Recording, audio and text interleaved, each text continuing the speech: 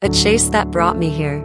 A chase that would decide my fate. My fate that now depended on him and his wishes. There is a rule for the rogue females. If they are caught by any pack member and wishes to be accepted in that pack, she has to submit herself to the Alpha for the continuous 7 days. By doing that, her loyalty would be proven, and then happens the final test, the night of watch. On the night's watch, the pack witnessed the Alpha taking the rogue, proving them with the evidences of her submission. It is like a steamy sex available for hundreds of pack members. A steamy submission. A submission that signifies the rogue's defeat, becoming a slave to the Alpha for the rest of her life. You should not have run. Why did you? His voice brought me back from my worst fear.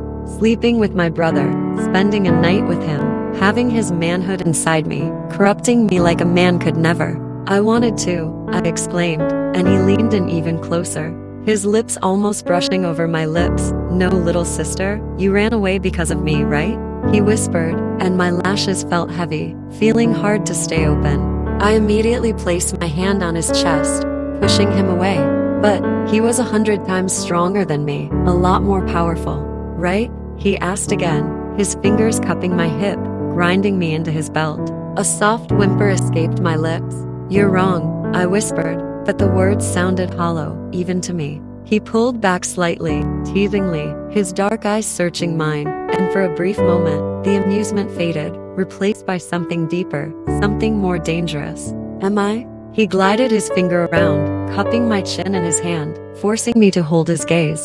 I can smell your desire, little sister. Your body can't lie to me. His words giving birth to the month-old memories. I would have lost him, lost this corrupted rule and world, if the previous Alpha hadn't died, and he become the new Alpha. His search for me was personal on so many levels. I knew it. I tried to pull away, but his grip was firm and unyielding.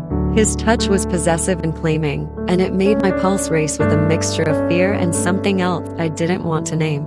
I won't submit to you, I whispered, even though I could feel the cracks in my resolve. I knew what he wanted to do with me.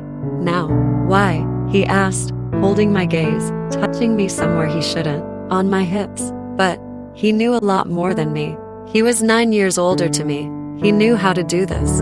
You are my brother, I whispered, more like reminding myself.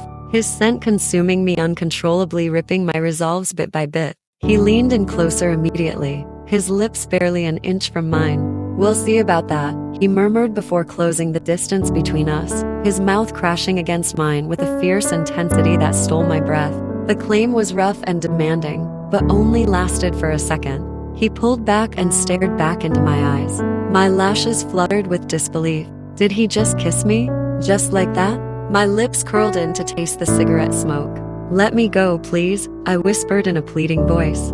This was wrong on so many levels, and he slowly leaned in closer, his lips just a few centimeters away, stopping there, my breathing quickening, my heartbeats racing. I wanted to move my head back, but he kept it glued there with his hold on my cheek.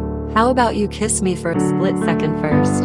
He demanded, and I responded before I could think. My hands instinctively found their way to his chest, gripping the fabric of his jacket as my lips crashed into his. He immediately responded by his tongue parting my lips, deepening the kiss. The wild, untamed energy between us surged, and I could sense the raw need in him, the same need that was coursing through my veins. His hands moved to my hips, pulling me against him until there was nothing between us but the thinnest layers of clothing. My mind screamed at me to resist, to pull away, but my body had already decided.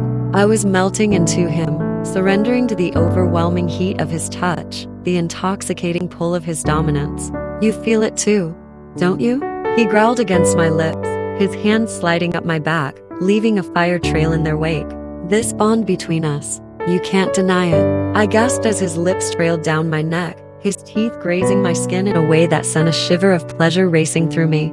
I won't be yours, I whispered, immediately pulling back and taking a few steps away in hurry. And he pulled me even quicker, wrapping his hands around me. A soft chuckle releasing through his lips, his breath warm against my lips. You already are. You always were. And you always will be. Before I could respond, his hands were on the handcuffs that bound my wrists, a quick flick of his wrist sending the shackles clattering to the floor. I stared down at my freed hands, confused and charged. The cold metal was gone, but the sensation of being trapped was still lingering. "Run," he said, his voice dropping to a dangerous whisper. "If you think you can escape me, run." This felt dangerous. This was way too dangerous, on so many levels. "But there is a catch." His words caught my attention as I took a few steps back in a hurry. "If I will catch you, it will be a brutal fuck. But if I don't, someone else will. And if someone else touches you, I will rip them apart along with you."